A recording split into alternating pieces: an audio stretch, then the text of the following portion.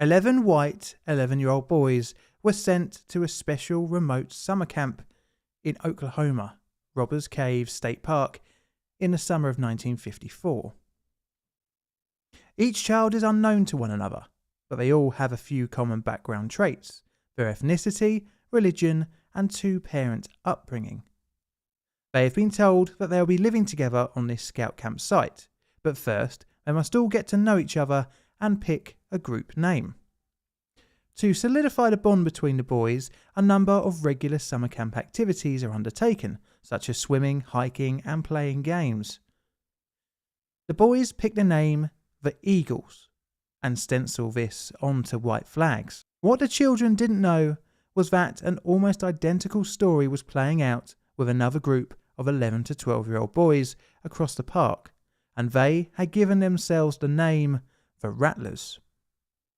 Neither group is aware of one another, and they are also unaware that in just a few days' time they'll be competing against each other in a number of standard summer camp activities. What the children also don't know is that their camp counsellors are actually researchers into a psychology experiment into intergroup conflict. And the researchers had created these groups by randomly selecting and balancing attributes of the 22 boys. The result of the study would reveal the tribal mentality which has allowed us to thrive as a species, but also has been responsible for some true historical horrors. Even though both groups shared so many background similarities, the experiment would be described as the real-life Lord of the Flies. Welcome to the dark side of science.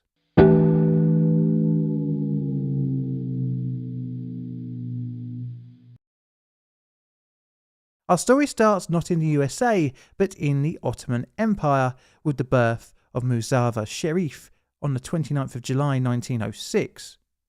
Sherif, in the first 20 years of his life, would see a tumultuous time for his home country. He grew up in Odomis, located 113 kilometres south of the city of Izmir, in roughly the west of modern-day Turkey.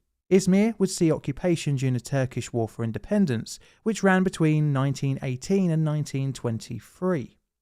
Sherif would go on to college during this period, graduating in 1926 with a Bachelor of Arts from Izmir International College. His education would continue with him earning an MA from Istanbul University in 1928. After discovering the works of William McDougall, he looked into the theory of instinct and social psychology. As a surprise to probably no one, McDougall was also into eugenics. It does seem like everyone was into this theory in the early 20th century. Anyway, I digress. Sherif would enroll at Harvard in the late 1920s, gaining an MA. He would re-enroll in 1933 after a visit to Germany, although he would change to Columbia for his doctorate, earning his PhD in 1935. Upon returning to Turkey, Sherif was offered a position teaching at Ankara University. During his time at the university, he was very open about his anti-fascist views.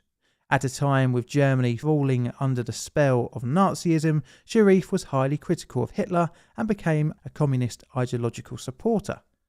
This would get him into trouble in the mid-1940s, when in 1944 he was detained with a number of Turkish Communist Party members.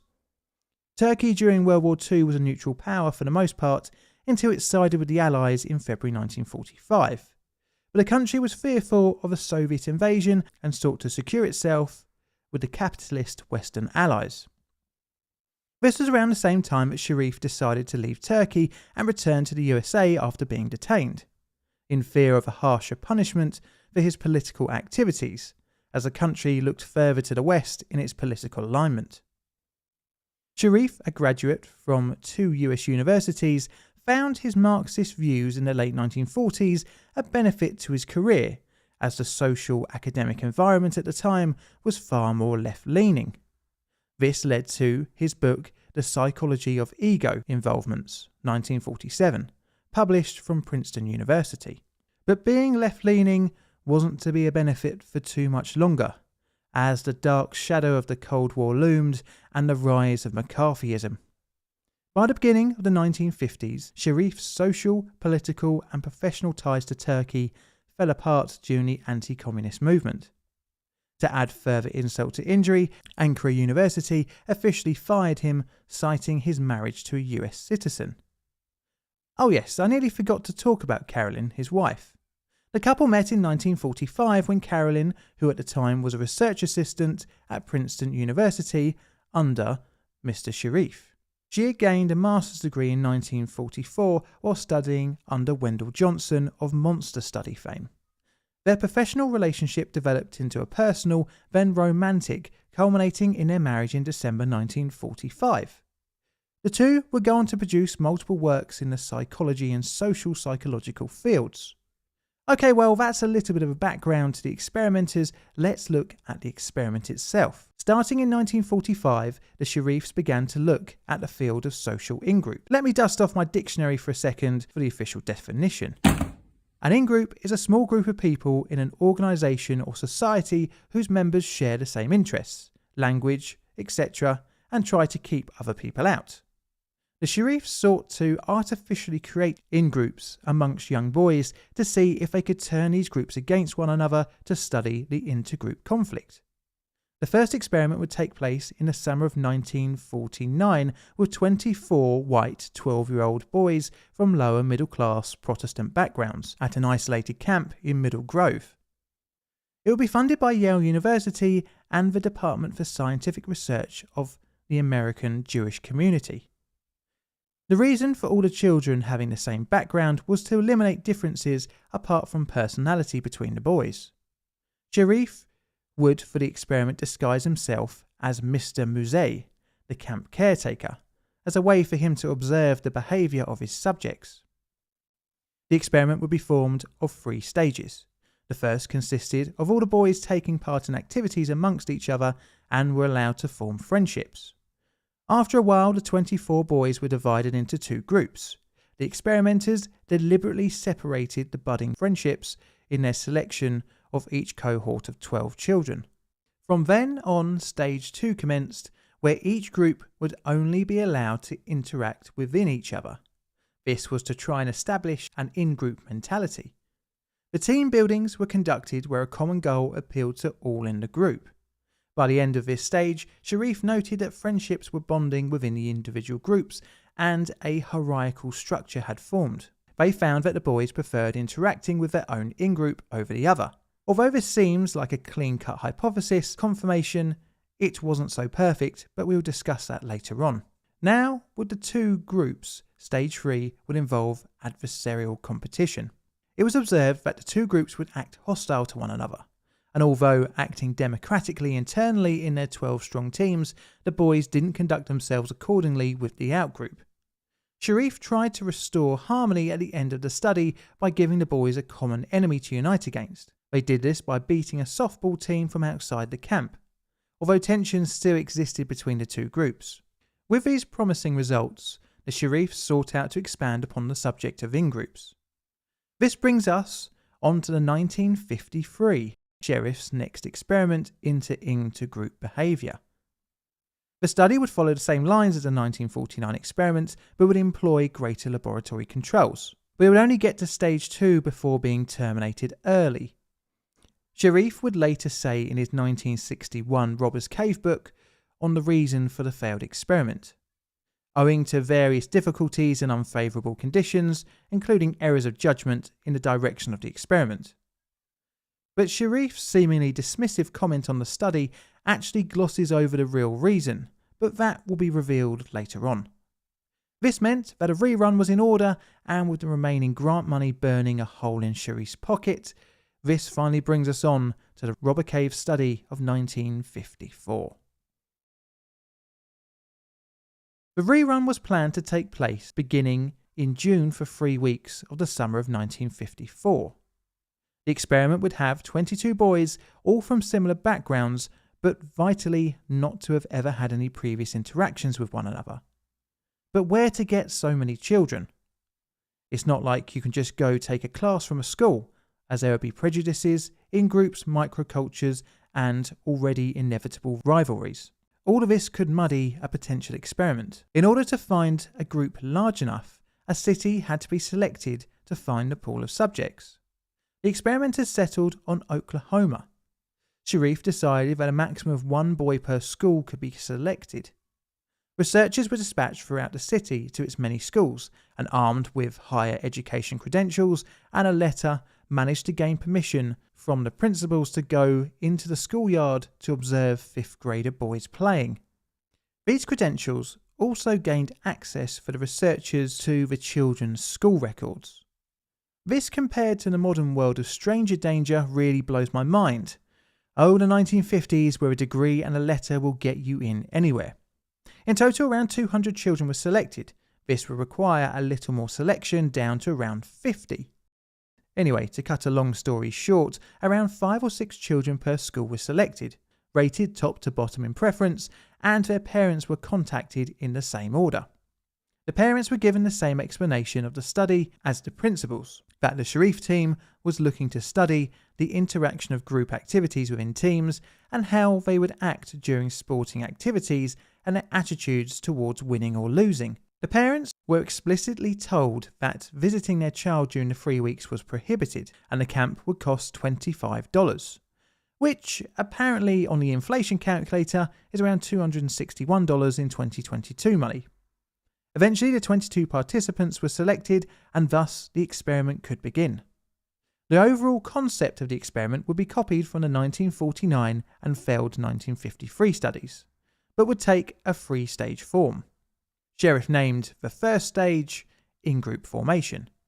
This would take the space of a week, where 2 groups were kept separate, and team-building exercises were undertaken to form an in-group bond within the participants. Games and treasure hunts were planned during Stage 1 to help build friendships and in-group alliances.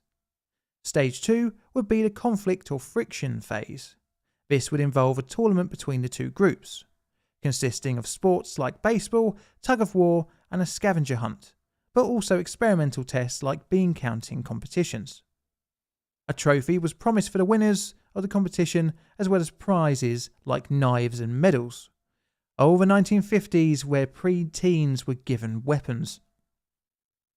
The third and final stage was the integration phase, where the 2 groups would be brought together to undertake group tasks and leisure activities of watching films. To record their findings, hidden microphones were used throughout the 2 groups' living areas, which were used to record conversations to observe the camaraderie within the group.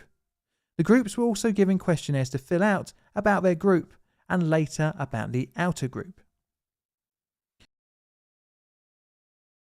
On the 19th of June 1954, a coach of 11 children arrived at the Robbers Cave State Park in Oklahoma. A day later, another group of 11 would also arrive at the camp. Both groups were unaware of the other, and throughout Stage 1, the experimenters would keep this the case by carefully managing the 2's activities throughout the park. The boys would stay in log cabins alongside the Moccasin Creek, where they could swim, play, and explore among the nearby woods. Each group had junior camp counselors, who were university students. They would stay with the boys all the time, and there were also senior camp counselors who were participant observers who stayed with the boys for around 12 hours a day. Sherif had instructed these assistants strictly to not influence the study in any way. Although there were 2 groups, their experience in the first few days was very similar. After the 19th of June, the first stage would begin. This began even on the coach ride to the camp, where boys in their separate coaches discussed parents and parts of the city of Oklahoma where they had come from.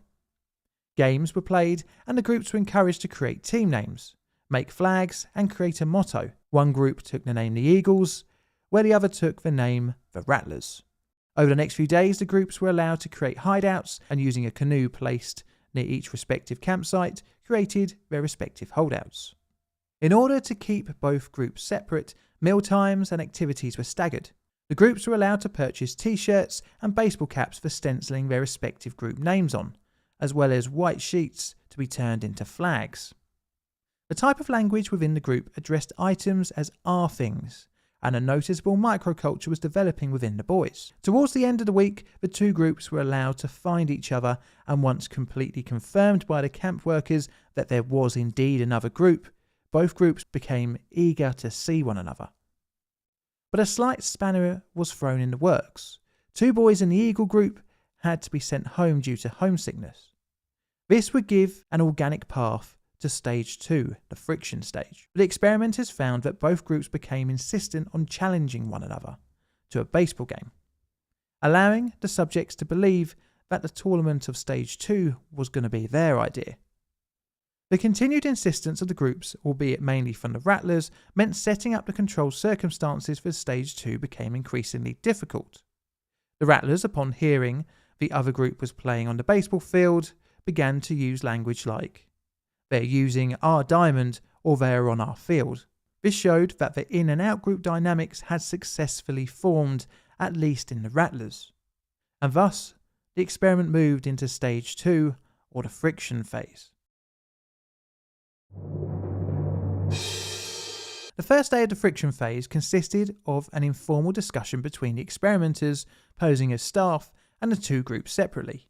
These discussions informed the children of the tournament's possible prizes and assured them that every effort was being made to set everything up for the two groups to face off. Crucially, during the first day of stage 2, both groups had no physical or visual contact with one another. The different groups had different reactions to the informal announcements. The Rattlers seemed to be really excited for the competition and showed aggressive language about the other group. They appropriated the ball ground as theirs and planted a Rattler flag and made aggressive remarks about any would-be flag removers. The Eagles, on the other hand, were far less enthusiastic, with only a couple of the boys sounding particularly eager to face off. For the remainder of the day, the two groups prepared and practiced. The Eagles were showing, as the day progressed, a greater group pride when their flag was attached to a pole. On the second day, the two groups would have their first close quarters contact. Almost immediately, this broke out into name-calling and aggressive behaviour. The two groups had breakfast at different times, where they were introduced to the tournament exhibit, which took the form of a trophy, bladed knives and medals. After breakfast, the tournament was officially announced. The groups were informed that each game would accrue points to the winning team, and the team with the largest number of cumulative points would win the whole tournament. There was a mix of competitive activities as well as activities to be completed separately by the groups, which would be judged by the staff. The games were to consist of baseball and tug of war on the first day, and second day of the competition, touch football, tent pitching and baseball on the third day, and finally a tug of war and tent pitching on the fourth. The separately completed activities were cabin inspections on the second day, as well as skits and songs. Day 3 had another cabin inspection, and day 4 had another cabin inspection and a treasure hunt. The second group of activities allowed the experimenters to even out the score to keep the teams neck and neck for longer, thus increasing the friction between the groups. Straight off the bat, don't excuse the pun, the Rattlers won the baseball game and the tug of war. This was evened out by the experimenters during the cabin inspections. After the first 2 days of the tournament, the cheers for the losers and good sportsmanship went out of the window, degenerating into heckling. During meal times, insults were thrown at each other and intergroup relations further fell apart. After the first tug of war, the defeated Eagles took the Rattlers' flag from the baseball pitch and set it alight. The next day, the Rattlers were sent for breakfast first, in order for them to see the charred remains of their flag. In retaliation, a punch-up between the two groups ensued, and in the scuffle, a member of the Rattlers grabbed and burned the Eagle flag. The next tug of war on the second day resulted in a strong win for the Eagles. Frustrated in this, and fueled with anger from the flag burning, the Rattlers set about planning a raid of their adversary's camp. In the night around 10:30 p.m, the Rattlers group hit the Eagles' cabin, turning beds and ripping window screens, stealing comic books and even clothing. The next day during lunch, the Eagles hit the Rattlers' cabin, doing the same amount of damage. The Rattlers by now had also replaced their burnt flag with a stolen pair of trousers, much to the annoyance of the Eagles.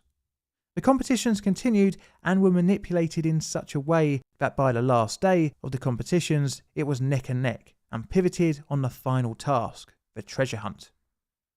Because the hunt was separate between the two groups, again this result could be manipulated in the favour of the smaller eagle group. Right at the end of the hunt, both teams were brought out in front of the trophy and prizes, and the winners were the Eagles.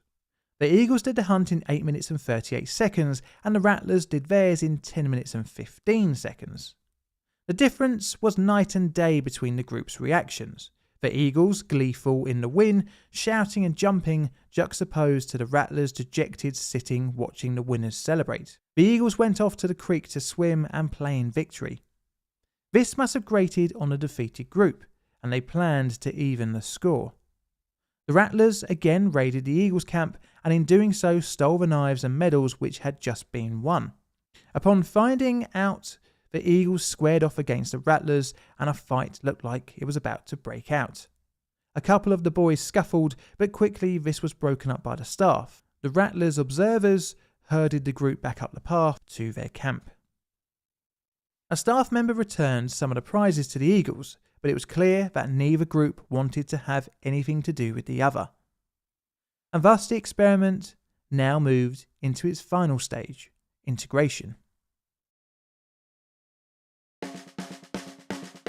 Sherif and his team had created two groups who had become arch enemies. This hatred was not from racial, religious or cultural backgrounds, but purely from being arbitrarily selected into a group by a third party. Initially, it was thought that just exposure of the two groups to one another would increase positive feelings between the two. Sherif tried group meals and watching movies in the recreation hall. During these scenarios, the staff would leave the groups. During the initial contact, seating was freely available, thus giving the opportunity for the groups to intermingle. And before each meal or film, the groups were made to wait near each other, but almost all interactions devolved into arguments and insults. During a lunchtime, unsurprisingly, both groups had chosen seats with one another, and again it devolved into insults and even a food fight. In order to bring the groups together, Sherif decided that stage 3 would include introducing a common goal.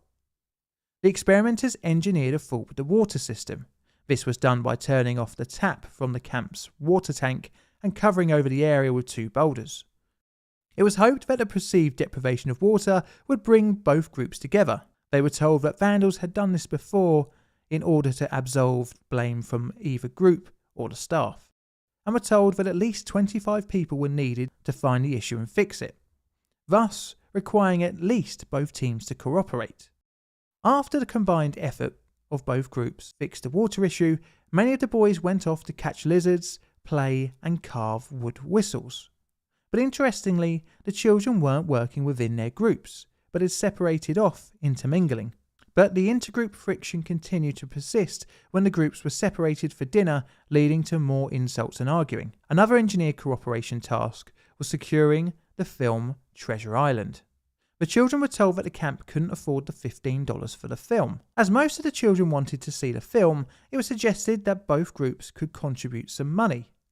After some initial hostilities of saying either group should pay the full amount, eventually a mutually acceptable amount was agreed upon, where both groups paid an equal sum of $3.50, and the staff paid the rest. Although the $3.50 was not individually equal, as the Eagles only had 9 members, the breakdown of intergroup hostility showed some progress. During the negotiations, the boys intermingled again by playing and talking. The next day, the two groups agreed to take turns in going first for lunch and dinner. Towards the end of stage 3, a campout was planned at Cedar Lake, which would involve a truck ride including both groups. Once at the lake, there was another engineered issue, this time with the truck, requiring all the boys to take part in a tug of war, not against themselves, but instead against the stricken vehicle. After several attempts of pulling the vehicle, the truck restarted and both groups erupted into jubilant celebration across group lines. The next day, a trip to Arkansas was announced. This, unlike before, was seen as agreeable by both parties for the other to come along. For the final dinner back at the Robbers Cave site, the experimenters mixed around the seating from before, as to encourage more intermingling. Both groups, as they had done before, lined up, but interestingly, after collecting their food, all of the boys sat together across group boundaries. During the evening's discussion, the idea was posited that they all travelled back home on the same bus. Although a couple of dissenting opinions were voiced, the majority seemed to look forward to the proposition of all travelling together. Even on the journey home and a stop for refreshments, the Rattlers agreed that a $5 prize they had won be spent on drinks for everyone, regardless of group. It seemed as if Sherif's hypothesis was correct, in that he could create two groups from almost identical backgrounds to hate one another. The experiment also showed that within the groups a hierarchy was formed with high and low status individuals, all without the encouragement of the adults. It was discovered that in-group stability increased when put into competitive situations with an outgroup, and outgroup hostility also increased. He also discovered that just exposing the two groups without competition during stage 3 didn't reduce hostility, and as such, group goals needed to be enacted to try and improve intergroup relations. The ultimate result was, although intergroup friction is increased when competition is included, it can be reduced, thus meaning in the wider world, intergroup relations can be improved. At the end of stage 2, Sherif found that intergroup friendships were around 93%, but by the end of the third stage, this had dropped to around 75%, meaning that boundaries have been blurred by the use of superordinate goals. The study has been used as a practical example of realistic conflict theory, where intergroup hostility can arise as a result of competition over limited resources.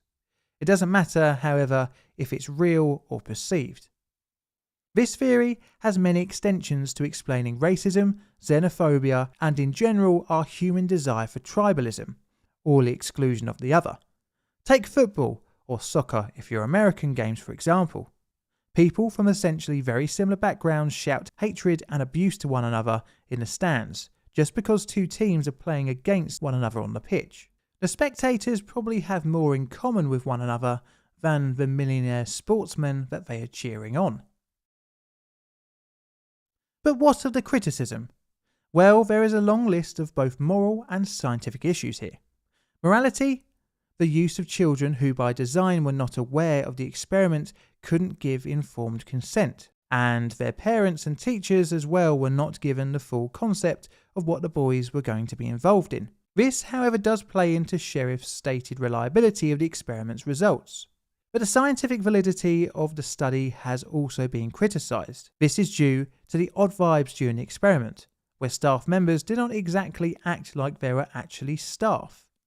Instead of breaking up fights, they took photographs. Instead of telling of poor behaviour, they took notes. This was clearly not subtle, as the reason for the 1953 study ending early was likely due to the fact the children kept on asking why there were microphones hanging in their camp, and the ultimate discovery of a notebook with observations of the children written in.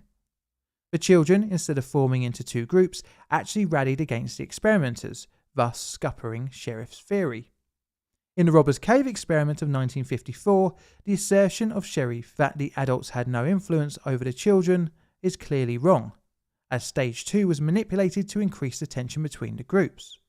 Even one of the group's names, the Rattlers, was influenced by the boys witnessing one of the adults shooting a snake. The fact that the staff did not act like normal camp workers could have played up the reaction of the boys to be more aggressive. Also, there was no control group, which also brings up issues of the experiment's result validity.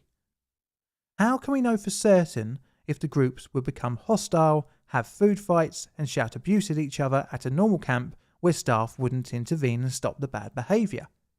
Furthermore, it could be normal for boys who started out as enemies to end up as friends after 3 weeks, regardless of the superordinate goals set out by the experimenters, leading to Sherif placing more weight on the results and attributing the children's actions to his realistic conflict theory. The study would become a cornerstone of realistic conflict theory and put the Sherifs into the Hall of Fame of experimental psychologists. But multiple modern re-evaluations of the experiment have disputed this. In Gina Perry's book, The Lost Boys, which during her research went through all the material from the experiment, found that there was more backstage manipulation than originally thought. The way the Robbers Cave experiment book is written glosses over the manipulation in its neutral language, as Gina pointed out. What is interesting, however, is how the 1953 study actually proved the better nature of the children, in that they stayed friends and turned against the experimenters. Now, where would you rate this experiment on my ethical scale? I'm going to say around a 7 due to the violence that broke out between the boys and the apparent lack of intervention, as well as the lack of informed consent on the part of the subjects. This video is a Plain Difficult production. All videos on the channel are Creative Commons Attribution Share Alike licensed. Plain Difficult videos are produced by me, John, in the currently windy and wet southeastern corner of London, UK. Help the channel grow by liking, commenting and subscribing. Check out my Twitter for all sorts of photos, nods and sods, as well as hints on future videos. I've got Patreon and YouTube membership as well, so check them out if you fancy supporting the channel financially. And all that's left to say is thank you for watching.